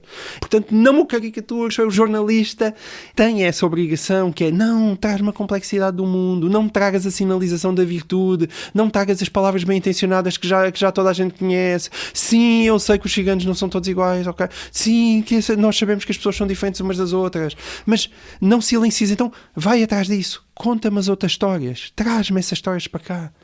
E é isso que é o nosso papel. E é um papel absolutamente fascinante, maravilhoso, fundamental. Por isso é que ainda me irrita mais quando às vezes eu sinto que existe uma demissão em relação a isso. E tens maneira de fazer hoje em dia mais do que no passado, ou seja, tens muito mais gente a ler-te, tens gente que pode interagir contigo muito mais. Sim. Na verdade. Tens, com certeza. Sim. E pessoas inteligentes, não é? Não, enquanto jornalista, quer dizer, não é? Não estás fechado na redação a escrever uma coisa. Sim, e as pessoas que tu recebes, não é? Eu acho que muitas vezes, um dos grandes fascínios dos jornalistas no início, olha, o Andrew Sullivan falava disso com fervor, na altura até dos blogs. Os blogs tiveram isso, não é? Sim. Que é, tu de repente, não é tens feedback, estás a ter feedback de pessoas muito inteligentes, que de facto são um acréscimo ao teu trabalho. Coisa que não acontece de facto nas redes sociais. Mas isso tem a ver com outra... não, ainda mais ou menos, não acho que não aconteça... sim, bem, quando eu digo redes sociais é muitas vezes nos teus comentários às coisas que colocas no Facebook, as caixas de comentários dos jornais estão totalmente conspurcadas. Esquece. E aí, mas isso aí deriva de uma outra coisa, que eu acho que aí sim, estás a ver, até posso ser um proibicionista que devia-se pensar seriamente, tem a ver com o anonimato na net, que provavelmente devia-se fazer um esforço enorme para acabar. Ou seja, tem que ser o teu nome que ali está, e é com o teu nome que tu comentas, e podes ser criminalmente até responsabilizado por aquilo que estás a dizer ali, não, com um grande limite de liberdade de expressão. Note-se, eu sou fanático da liberdade de expressão, portanto sou desses, mas ao ponto, se estás a colocar em causa a reputação das pessoas, se estás a ameaçar disto e daquilo, a poder ser responsabilizado, senão aquilo realmente é a selva que hoje em dia se vê. Portanto, eu sou a favor, neste estado atualmente da net, para um grande esforço de ir acamando aos poucos com o anonimato. Esse é um ponto interessante, sim. Talvez vá acabando por si só. Não sei, à medida que as pessoas vão instalando na net. O meu desafio final para ti é tentar imaginar um bocado o que vai ser o futuro disto. Porque esta é uma conversa engraçada, porque nós discordamos de vários elementos desta teia, embora até estejamos mais ou menos de acordo, acho eu, em relação ao resultado final que esta mudança está a provocar. Ou seja, o resultado final vai ter que passar por uma abertura dos média. Eu pessoalmente não acho que a maior parte dos jornais e jornalistas tenham feito necessariamente algo de errado. Acho que estavam calibrados para um modelo antigo, mas vão ter que ter uma atitude diferente, têm que se abrir, têm que se desinstitucionalizar, não é? Têm que se tornar mais próximos das pessoas.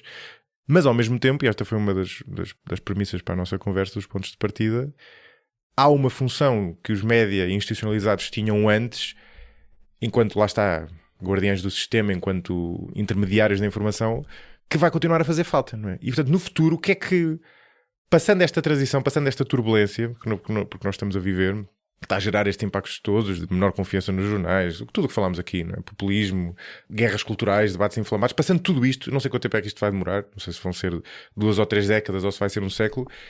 Como é que tu vês a paisagem noticiosa? Ou seja, antes de tudo isto, há 15 anos, o que tu tinhas era média tradicional, grupos de órgãos de comunicação social, às vezes eram só jornais, às vezes eram jornais e televisão, às vezes eram jornais de televisão e rádio, que filtravam essa informação, tinham uma certa diversidade entre eles, muitas vezes até ideológica, em Portugal não tanto ideológica, mas tinha uma certa diversidade, mas também ao mesmo tempo tinha um certo alinhamento na maneira como faziam as coisas. Não era só não era um monopólio, mas eram relativamente poucos, não é?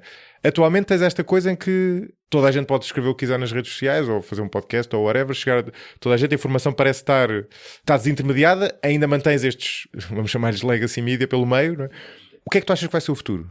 Bom, enfim, deixa-me fazer só um preâmbulo que tem a ver com aquilo que eu digo. Ninguém, em modo geral, tu podes acertar no que vai ser o futuro porque tiveste sorte. É isso que acontece. É como as pessoas que tentam adivinhar crises na economia. Depois dizem, isto é um tipo que foi um gênio. Bem, não. Ou foi 5 milhões de pessoas a adivinhar e nesses 5 milhões por acaso houve um que acertou, não é? Não, ele não tinha nenhum insight especial, se calhar teve sorte. Claro. E depois aquilo que acontece é aquilo que nós já falámos no início, que é tu constróis a posteriori as explicações para... A história, claro. Constróis a história de uma coisa que tu nunca viste chegar. Portanto, nós nunca adivinhamos o que aí vem e, portanto, eu tenho muitas reservas em, enfim, pôr-me no papel de grande adivinhador. Aquilo que eu acho é a função do jornalismo não desapareceu. Isto não é como quando tu eras cocheiro no início do século XX e de repente apareceu o automóvel. Lamento, cocheiro, estás lixado porque apareceu um automóvel. Já ninguém precisa de coches. Ou os tipos dos elevadores, como é que se chamava? Sim, os carregavam nos botões, sim. Não é? Sim. Ou antigamente os tipos que abriam e fechavam portas no metro e outras coisas que tais. Acabou a tua profissão. Isso não acontece com o jornalismo, porque o papel que nós desempenhamos continua igualmente importante. Agora é desempenhado, porque muitas pessoas podem não ter carteira de jornalista, mas esse papel de trazer às pessoas as histórias, a informação do que está a acontecer no mundo, não parece que acabe. Nem me parece que os grandes grupos, os New York Times, os Financial Times, ou em Portugal também, alguns meios de comunicação social vão desaparecer. Acho que não desaparecem. E depois, acho que há questões tecnológicas que não é fatal que estejam sempre a funcionar contra os meios de comunicação social tradicionais. Por exemplo, a inteligência artificial pode ser uma grande notícia para os jornais. As pessoas imaginam só robôs a escrever coisas sem cérebro. Mas quer dizer, se eu tiver um programa que me agarre em 2 ou 3 notícias que eu acho interessantes, em fontes que é assim que tu fazes, não é? Num telex daqui, numa análise que tu leste no Washington Post, numa outra coisa que leste num jornal francês, se me agarrar nisso, me transformar numa notícia, se eu em cima da notícia, isso automaticamente em 10 segundos, não é? Eu introduzo para lá as notícias que me interessaram, não é? Que me interessaram a mim e que eu acho que são importantes para refletir sobre aquilo. A ti pessoa, ou jornalista, não a mim, imagina eu como jornalista, não é? Sim. Tu hoje em dia tu não fazes só perguntas ao ChatGPT. É perfeitamente possível tu colocares lá dentro um PDF e pedires para ele te resumir aquele PDF ou para te apanhar as coisas mais importantes, não é?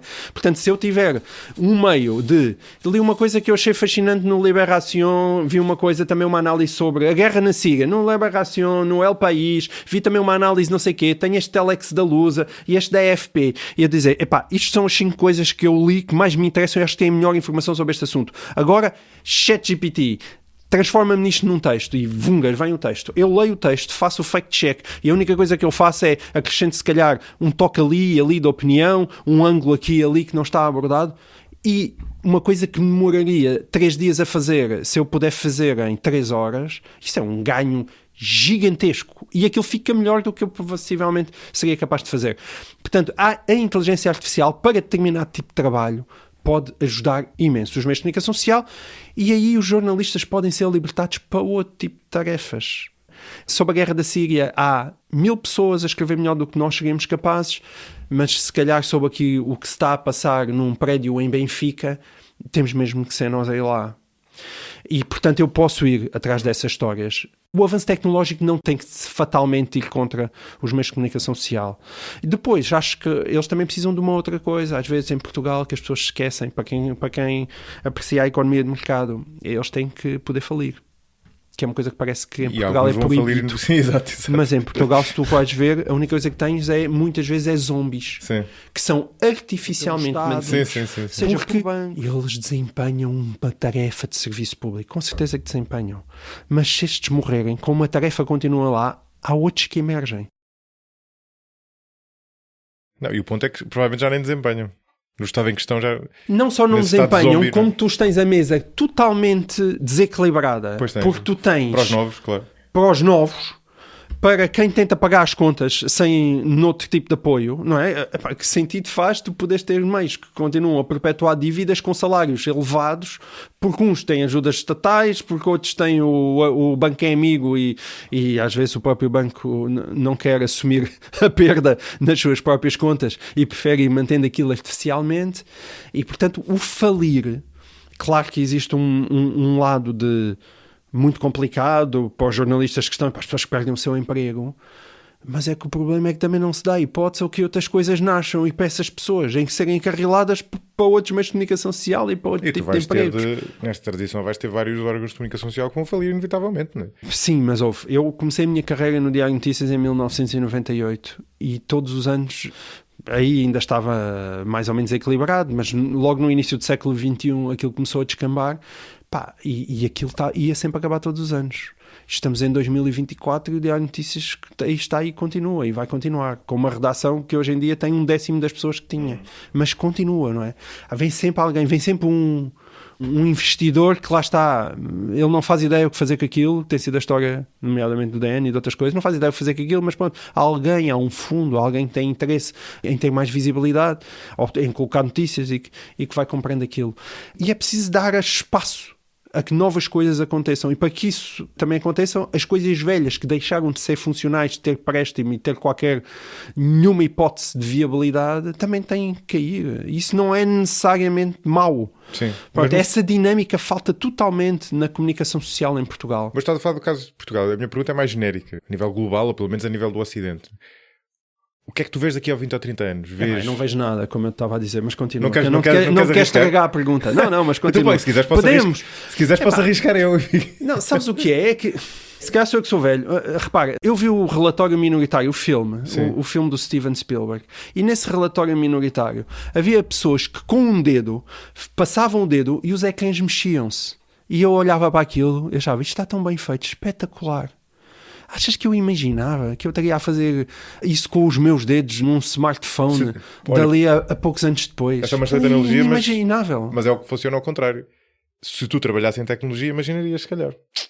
O meu ponto é, tu trabalhas nesta área, portanto faz sentido. Pá, não sei se imaginarias, pá. Olha, não há nada mais fascinante do que ver filmes de ficção científica e muitas vezes iam buscar consultores daquelas áreas, estás a ver o espaço 1999 e depois tens coisas que evidentemente não conseguiste ainda fazer agora, não conseguiste ir para a Lua, pá, mas ao menos já acabaste com as calças à boca de sino. E tu vês aquilo. Ou outras coisas, eles não conseguem imaginar, ou seja, tu, por um lado tens coisas que tu imaginaste e que foi impossível tu chegares lá, não consegues. Não, tá bem, pá, tens todas as outras coisas que não eras capaz de imaginar e que estás muito à frente daquilo, não é? Então, tudo bem. O que eu quero estás condenado a falhar. O que eu quero dizer é, nós estivemos aqui nesta conversa a tentar estabelecer aqui algumas relações de causa e efeito, não é? É um corolário normal tentar esticá-las a prazo, tentar projetá-las a prazo. Sim. E perceber o que é que vai acontecer, não é? E então deixa-me, se tu não queres dizer, vou dizer o que eu acho que pode acontecer aqui. Então vá, que assim é mais fácil que eu depois discordo de ti. E tu já podes discordar que é mais fácil. Sendo certo, como é óbvio, que se isto não vier a acontecer não é culpa minha, e se vier a acontecer também provavelmente não é mérito meu, não é? É só essa história que é verdade, não é? Da pessoa estar certa só por acaso, não é? Mas este é um ponto sobre o qual eu tenho pensado bastante. Por um lado, parece-me evidente que tu vais gerar uma fragmentação da paisagem informativa ou da paisagem de comunicação. Parece-me difícil que isso não aconteça, porque é claramente a tendência. Ou seja, ao passar a poder haver muito mais oferta muito mais variada, é normal que tu queiras procurar a oferta que mais coincide com os teus interesses, e é normal que tu também queiras diversificar a oferta. Ou seja, eu e tu vamos ter um portfólio de consumo de informação, como já temos hoje em dia, de resto. Mas a grande história existirá para sempre. Não, já lá vou. Portanto, eu acho que o peso dos pequenos players parece-me quase inevitável que seja maior. E nestes pequenos players tu vais ter pequenos órgãos de comunicação social, mas também lá está, pessoas. Em muitos casos são mesmo pessoas, ou é um opinion maker de determinada área, ou é uma pessoa que segues no Twitter, ou um podcaster, etc. Ao mesmo tempo, é o que estás a dizer. E para uma democracia funcionar até, para uma comunidade, mas sobretudo se for uma democracia para funcionar, tu tens de ter um mínimo substrato de informação comum, não é? E essa informação comum vai existir sempre. Ela vai existir sempre, mas virada. Estás a ver? É o meu prognóstico. Lá estás a ver? Só precisavas de um embalo. Só precisava que me embalasses, como todo bom entrevistador. Agora, a questão é, de quem? De onde é que virá esta paisagem pulverizada de pequenos meios, de pessoas individuais, que resultam num portfólio completamente diferenciado de pessoa para pessoa?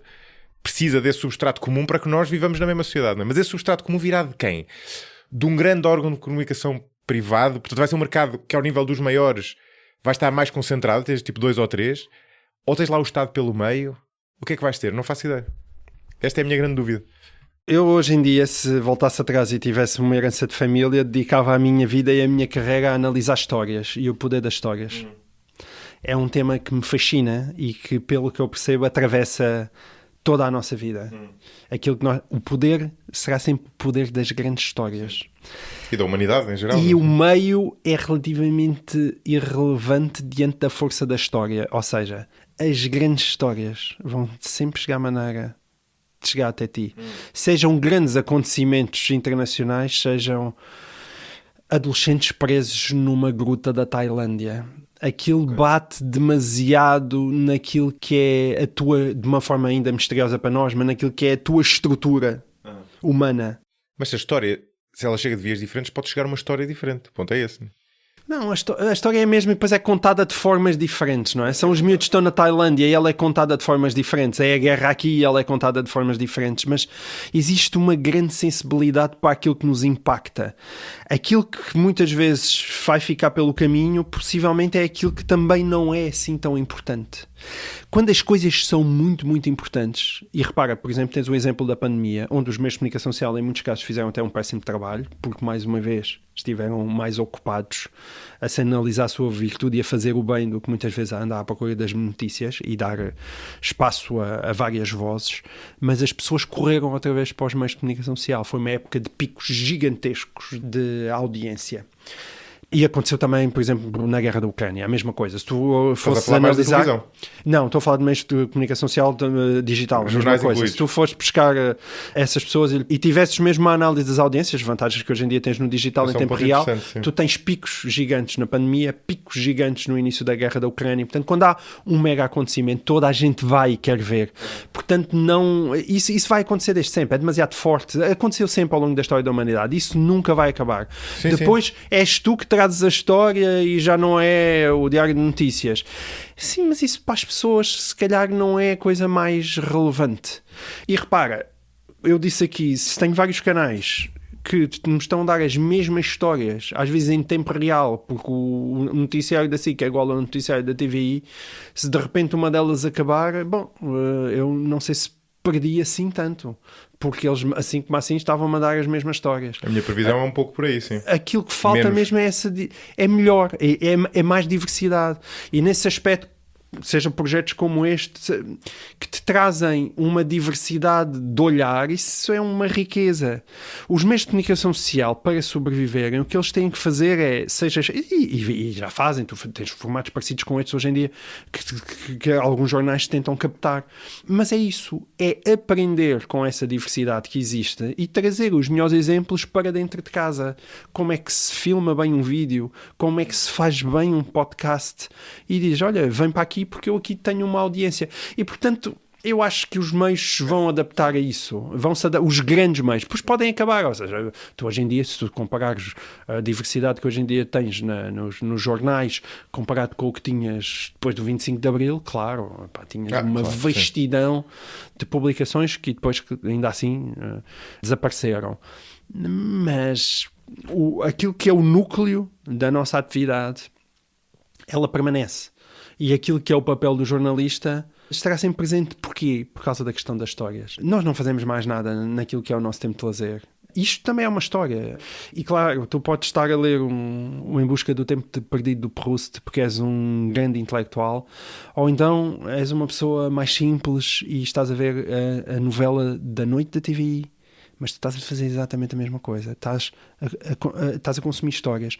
E aquilo a que nós chamamos de histórias é uma forma de dar sentido ao mundo. Porque aquilo que nós não conseguimos lidar enquanto ser humano é com o caos. Daí aquele exemplo que ele te dava, não é? Ninguém viu chegar o que aconteceu na Coreia do Sul. Ninguém imaginava que o Assad caísse em 12 dias na Síria. Mas depois disso... Tens lá malta a contar histórias a seguir, claro. Tu estás a dar a explicação. Olha, foi por isto que aconteceu. Sim. E essas histórias são aquilo que serve, é uma espécie de perpetuação da memória, e é assim que nós vamos evoluindo enquanto espécie. E portanto eu acho que isso está lá. Tu não apreendes a informação de outra forma. Tu não consegues... Não. A nossa mente não consegue apreender factos isolados. Não. Tu tens de ter uma história para lhes dar sentido. E é uma coisa que está mesmo... Que é o nosso forte e o nosso fraco, de certa forma. E está metido naquilo que é a nossa estrutura do ser. Que é um tema fascinante. Mas lá está. Quem trabalha com isto, trabalha com algo demasiado próprio, quase de uma ontologia do ser humano, para achar que um dia isto vai desaparecer. Não vai. Isto é demasiado é demasiado humano, percebes? É humano, demasiado humano. É demasiado humano, nunca vai desaparecer. Os modos como ele é mediado, não é? Ou seja, a maneira, os construtores de histórias, a maneira como essas histórias são construídas e os meios através dos quais elas são construídas vão variando ao longo do tempo. Mas é sempre isto que nós fazemos. E de uma maneira misteriosa. Tu não tens também essa sensação que mesmo na fragmentação do mundo, de repente ao mesmo tempo as coisas aparecem-nos de alguma maneira nas nossas redes e de repente há um assunto que já toda a gente viu e há uma coisa que já toda a gente sabe. Os meus filhos vêm-me dizer, olha aqui esta história. Não, também já vi. Eu às vezes nem sequer sei bem como é que isto também me apareceu. Mas também apareceu. Porque as histórias quase como se hierarquizam. Aí sim o algoritmo é um hierarquizador de histórias. E quando elas são mais fortes e sente que esta palavra forte tu nem sabes bem o que é que ela significa, o que é que isto significa? Que é quando ela toca nos teus valores mais importantes, em alguma coisa que é tão importante para ti, para te alimentar como a comida, é como se essas histórias viessem ao de cima, não é? Porque elas é como se fosse um alimento do qual tu precisas. E seja porque ela é arquetípica, porque tem ali uma ressonância qualquer que é de verdade, de uma ideia. Junguiano agora. Estou muito junguiano. Sim, uma ressonância qualquer de qualquer coisa que bate em ti. Mas quer dizer, isto que eu te estou a dizer parece uma descrição da realidade tendo em conta aquilo que eu vejo à minha volta. É isso que eu vejo. É isso que eu vejo. Sim, esse é um ponto interessante, porque mesmo nesta paisagem fragmentada há histórias que parecem emergir naturalmente, mesmo vindas de meios diferentes, mas com uma certa essência. Sim, com uma certa essência, exatamente, é isso. Toca-te em qualquer coisa fundamental. Tu precisas daquilo, não consegues perceber porquê, mas és atraído para aquilo, como as melgas são atraídas para aquelas luzes e depois... E nós vamos atrás disso, não é? Vamos atrás disso. Às vezes é luz perigosa. E aí, mais uma vez, é trabalho do jornalista. Como as melgas, não é? Coitadas. Exato, morremos com um choque. E aí é trabalho nós, mas sempre mostrar a realidade e não... menos preocupado em dizer à melga tens que ir por ali, mas dizer ali dá choque. Mas é completamente diferente tu informares a dizer ali dá choque do que está a dizer não, vou desviar do teu caminho, vem cá pela minha mão. Não é esse o trabalho do jornalismo. Esse de facto é uma coisa que eu desconfio que muitos jornalistas não terão percebido ainda, mas independentemente desse dever ser ou não no passado, no futuro já não podes fazer isso. Ou seja, a informação, como se diz no Norte, vai sair e vai, né? Ou seja, a informação vai passar, não é? E as opiniões vão passar. Tu não consegues... O Trump é um fenómeno deste estado de coisas, desde logo, porque no passado ele teria sido votado pelo Partido Republicano, não é? Sim. Ele existe porque o Partido Republicano já não conseguiu fazer isso.